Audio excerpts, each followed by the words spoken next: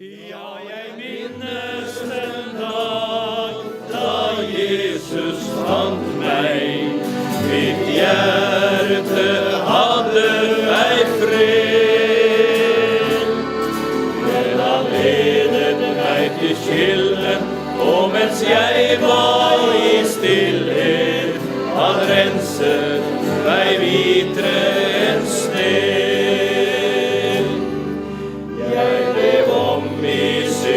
Ørken, da Jesus meg møtte, og natten var bitter og kold. Men det glimta opp av porten, da hyrden kom til meg, og bar meg igjen til sin fold. Ja, jeg minnes den dag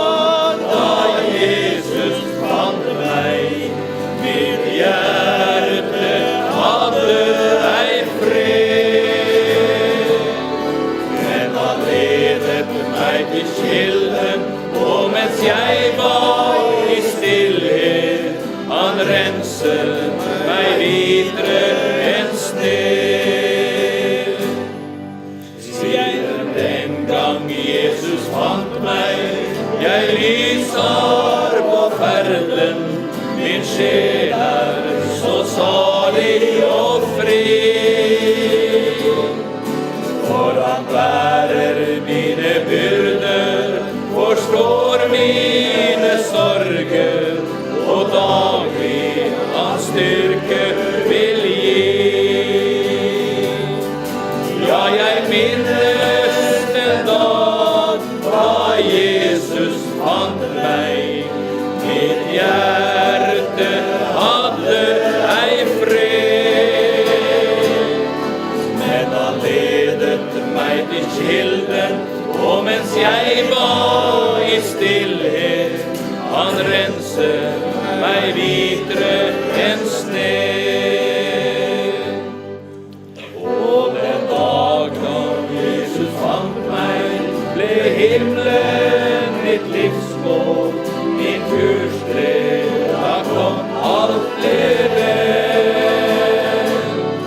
Jeg vil bringe bud om frelse, fortelle om Jesus, og hvordan han frelste min sjel. Ja, jeg minnes den dag da Jesus fant meg. Mitt hjerte hadde ei fred, men han ledet meg til kilden, og mens jeg var i stillhet, han renset meg hvitere enn sne. Men jeg vil dele ifra Markus evangelium i det 2. kapittel, en veldig interessant beretning. Og der i Markus det 2. kapittel så står det slik: Noen dager senere kom Jesus igjen til Kapernaum, og det ble kjent at han var hjemme. Straks samlet det seg så mange mennesker at de ikke fikk plass, ikke engang ved døren, og han talte ordet til dem. De kom da til ham med en som var lam, som ble båret av 4 mann. På grunn av folkemengden kunne de ikke få båret ham fram til Jesus. De brøt opp taket over stedet der han var, og da de hadde fått en åpning, firte de ned sengen som den lamme lå på. Da Jesus så deres tro, sa han til den lamme: Sønn, dine synder er det forlatt. Men noen av de skriftlærde satt der og tenkte i sitt hjerte: Hvordan kan han tale slik? Han spotter Gud. Hvem kan forlate synder uten en? Det er Gud. Straks merket Jesus i sin ånd at de tenkte slik ved seg selv, og han sa til dem: Hvorfor tenker dere slik i deres hjerter? Hva er lettest å si til den lamme: Dine synder er det forlatt, eller å si: Stå opp, ta din seng og gå? Men for at dere skal vite at menneskesønnen har makt på jorden til å forlate synder, og nå taler han til den lamme. Jesus sier: Jeg sier deg, stå opp, ta din seng og gå hjem til ditt hus. Og han sto opp, tok straks sengen og gikk ut for øynene på dem alle. så alle ble ute av seg selv av undring, og de priste Gud og sa, slikt har vi aldri sett. Eller som det står i en annen oversettelse, i dag har vi sett utrolige ting. Jeg var i Kapernaum nå for en måned siden. Denne byen var Jesus mye i. Jesus bodde en tid i Kapernaum. Der står han dro fra Nasaret og ned til Kapernaum. Så Kapernaum var et veldig viktig senter, og i denne byen, Kapernaum, skjedde det mange under og tegn. Denne lamme mannen her står ingenting om han var født lam, der står ingenting hvordan han var blitt lam, der står bare at han var lam. Så årsaken, den kjenner vi ikke. Nå skal jeg ikke tale så mye om denne mannen, for jeg liker å gå inn og sette det litt inn i dagens kontekst. Mannen var lam, han var lammet.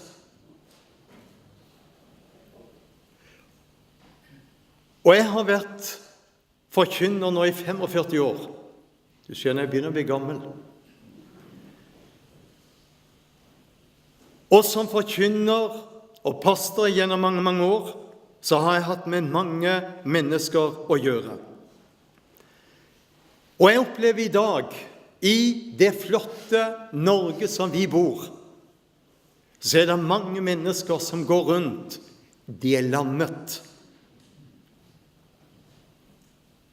Grunnen til at de er lammet kan være veldig mange forskjellige ting. På den ene siden så har jeg møtt mennesker som har vært lammet fordi de opplevde forkastelse i barndommen. Og det å oppleve forkastelse gjør noe med et barnesinn som sitter så dypt i ungdomsårene, og mange sliter med. Jeg har opplevd å samtale med mennesker i sjelesorgen som har vært lammet av frykt. Jeg har møtt mennesker som har vært lammet av forbi og forbier. Kunne ikke kjøre gjennom tunneler.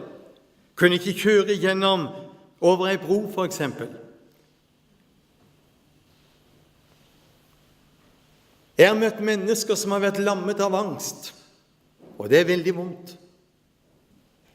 Jeg har møtt mennesker som har vært lammet av frykt, og frykten den binder. Jeg har møtt mennesker gjennom årene som har opplevd depresjonen har lammet dem. Følelse av manglende egenverdi har vært så sterk at de har vært lammet. Og så har jeg opplevd på den andre siden, hva vi sier på engelsk, jeg har møtt mennesker som har vært veldig self-made, altså bare selvopptatt. Arbeidet har lammet de, at hele tiden så er det arbeid og suksess og materialisme. Hvordan du har det i kveld, det vet du selv. Og det vet Jesus. Han kan gjøre noe i din situasjon.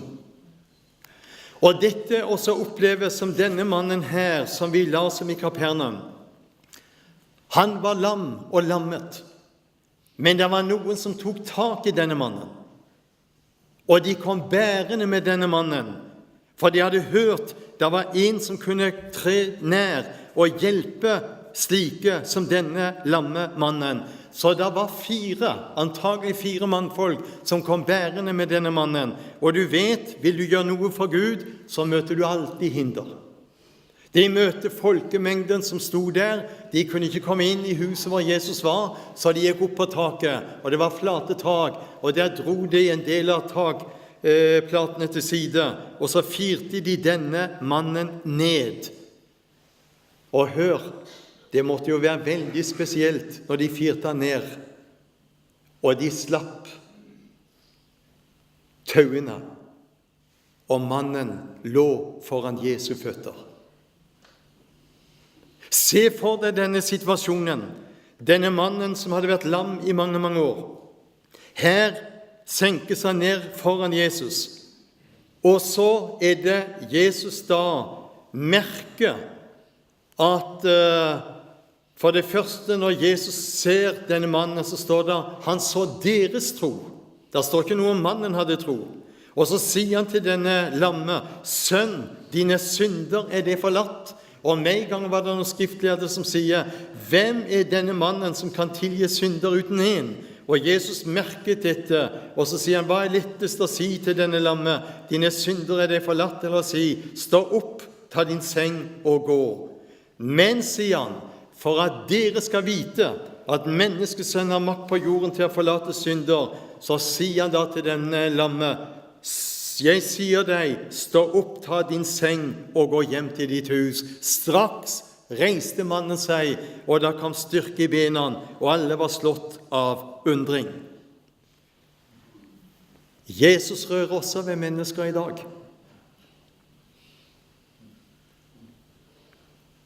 Og nå skal jeg si deg noe du skal legge på hjertet. Vi kommet inn i en tid hvor kirken og menigheter og mange kristne i dag lammet. Når vi ser den etiske og moralske kampen som foregår i dag i samfunnet, så burde vi som kristenfolk reise oss på en helt annen måte enn det vi gjør i dag. Vi sitter der, og vi lammet.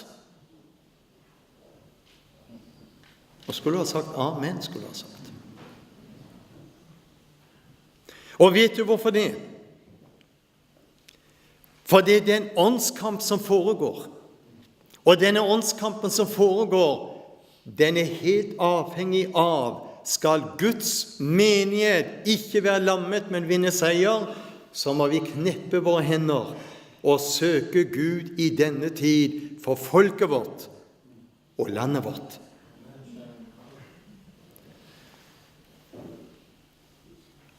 Tenk på det. Og vi ser hvordan det ene etter det andre av grenser forskyves. Og det siste vi fikk greie på denne uka, det at nå blir det mye lettere å få kjønnsoperasjon og bytte kjønn enn det å kunne bytte navn. Og konsekvensen av dette for barn som vokser opp, konsekvenser som dette får på mange områder, det har ikke Stortinget tatt hensyn til når de ser på konsekvenser. De kjører bare dette igjennom, og det flertall i dag i Stortinget. Men vet du hva dette er? Det endetiden vi snakker om som nærmer seg, og vi ser den oppløsningstendensen som skjer. Da sier Bibelen, når vi ser alt dette begynner å skje, da må vi skjønne hva den profetiske klokke er. Jeg opplever at kirken, menigheten i dag, og mange kristne i dag lammet i synet på Israel.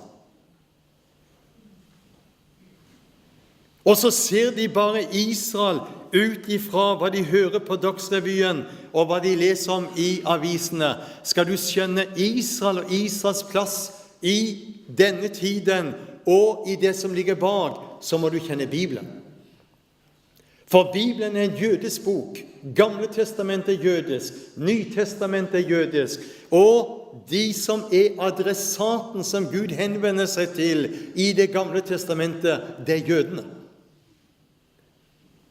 Mange av lignelsene som vi leser om i Nytestamentet, det gjelder jødene. Og når vi da ser situasjonen i dag, og vi skjønner hvordan det profetiske ord går i oppfyllelse, da må ikke vi sitte lenger og være lammet. Vi må skjønne tiden. Og Romerbrevet 13 sier, da vi kjenner tiden, hva må vi gjøre da? Våkne opp av søvne, for frelsen oss nærmere nå enn den gang vi kom til troen. Jeg tenker jo på det som skjedde i 1968, var det vel. Når det første menneskene gikk på månen. Det var en utrolig hendelse. Neil Armstrong var en personlig kristen. Han døde for noen få år siden. Og når Neil Armstrong som den første gikk ut av denne romkapselen og satte føttene på månen, så sier Neil Armstrong disse bevingede ordene: et lite skritt for menneskeheten, et lite skritt for mennesket, et stort for menneskeheten. Og når Neil Armstrong sa det, og etterpå så siterte han Salme 8. Og hva står det i Salme 8? Tenk, da sto han på månen, og så siterte han: når jeg ser din himmel, månen og stjernene som du har skapt, hva er da et menneske at du kommer ham i hu? Ifra Neil Armstrong talte det på månen, og til vi kunne ta det inn i vår stuer gjennom radio og TV, gikk det 2 fattige sekunder. På grunn av satellittene de hadde sendt opp i himmelrommet. Hjemme, her på Spangereid, i hjemmet vokste opp, så hadde ikke vi TV den gang. For far min sa det var synd å ha TV. Og jeg sa det var synd vi ikke hadde TV. Så min far var veldig uenig der. Men jeg hadde veldig respekt for. Men jeg satt den dagen de sendte dette, husker enda en kveld, satt jeg klistret til radioapparatet og hørte når Neil Armstrong talte og siterte Salme 8 på månen. Jeg var nyfrelst og kjente bare, dette er en historisk begivenhet. Og så ser vi i dag hva som har skjedd over hele verden, og vi ser det ene tegnet etter det andre, hvordan det går i oppfyllelse rett for våre øyne. Og så skal du være klar over, det vi i dag ser, skjer i dag i Midtøsten, med den veldige turbulensen som er i den arabiske verden. Midt i denne lidelse, så er det tusener som blir frelst og roper på Jesus inn i Syria. Det er tusener i Egypt i dag som søker Jesus. Det er mennesker i alle de arabiske landene i dag som søker Jesus. Og som en arabisk pastor i Betlehem sa, vi har en situasjon i dag i Midtøsten som vi aldri har hatt før. Den heter IS. Og så sier han, IS er fra avgrunnen. Mange verdensledere sier at IS har ingenting med islam å gjøre. De vet ikke hva de snakker om. Jeg er araber, sa han. Jeg har vært muslim, storparten av mitt liv, ble frelst for 15 år siden. Jeg vet hva IS og islam er. Og så sier han, det som er underlig med IS, det er jo det at de skåner ikke sine egne. Og det har gjort at i dag i den arabisk-muslimske verden, så er det 100 000, vi snakker om store antall, som i dag vender islam ryggen. Når de hører at IS representerer islam, så sier de, hvis det er virkelig islam, da vender vi det ryggen. Og når han sa det, så sa jeg, halleluja, sa jeg. Og han sa, amen.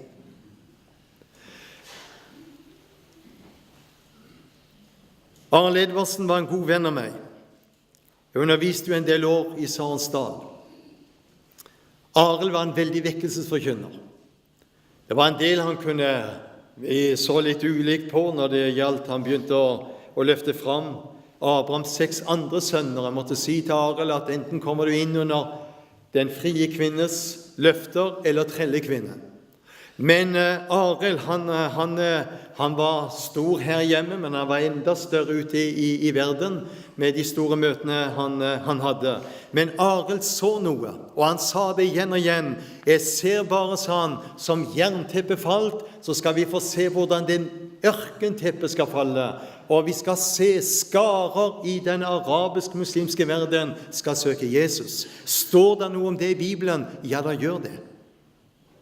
Det står i Salme 72, der står ørkenfolkene skal bøye kne, står der. Og så står det, så lenge solen skinner, skal hans navn skyte friske skudd. Du skjønner, vi lever i så profetiske tider, at jeg vil oppfordre deg til la ikke ditt liv være som den lamme mannen i Kapernaum, som opplevde han satt bundet der, og kom ingen vei før det var noen som tok tak i ham. Og jeg ser når jeg reiser sånn som jeg gjør nå, inn i alle sammenhenger, så er det så interessant å oppleve en del kirker åpne seg, en del forskjellige menigheter i Luther-sammenheng. Jeg reiser inn i alle sammenhenger, og så sier de, du, Gordon, med det du har sagt i kveld, har åpnet øynene, så jeg har fått skjønt, og jeg ser at Bibelen er jo mye mer enn en historisk bok. Det er jo en profetisk bok, hvor Bibelen er full av løfter til jødefolket, til araberne, men den gir også løfter til oss. Hør hva Salme 121 sier. Se, han sover ikke, Israels vokter, men han stopper ikke bare der han sier, han er også din og min vokter. Til slutt, hva skjedde med Kapernaum? Denne byen som Gud talte så og gjorde så mange under i. Denne byen som der var så mye av Jesu virksomhet som gikk ut ifra.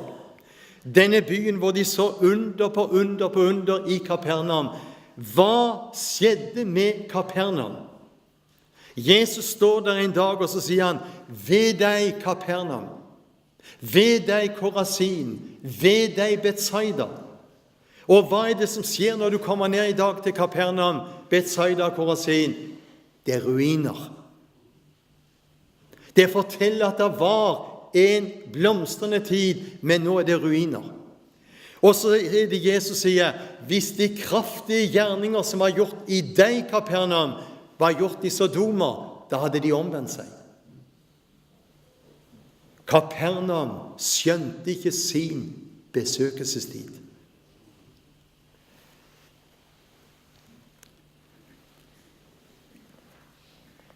Jeg tror,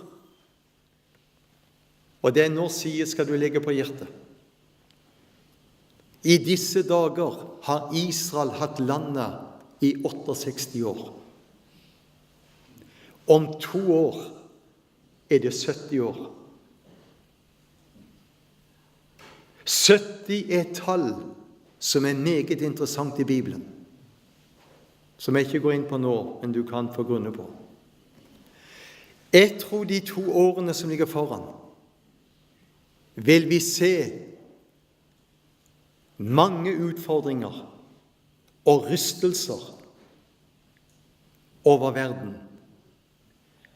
Og jeg tror ikke vårt kjære fedreland kommer til å bli spart. Kanskje det må til for å vekke en sovende kristenhet og dra på bønnebarna. I kveld i Spangre kirke er du på vekkelsesmøte. Du er kommet inn her, og Jesus spør, hvordan har du det? Er det ting i livet som lammer deg? Så er det han som kan sette deg fri. Vi ber Jesus at du vil hjelpe oss til at vi skjønner hva klokka på den profetiske himmel er. Vi ber i kveld, Herre, at du vil tale inn i menneskers hjerter og sinn,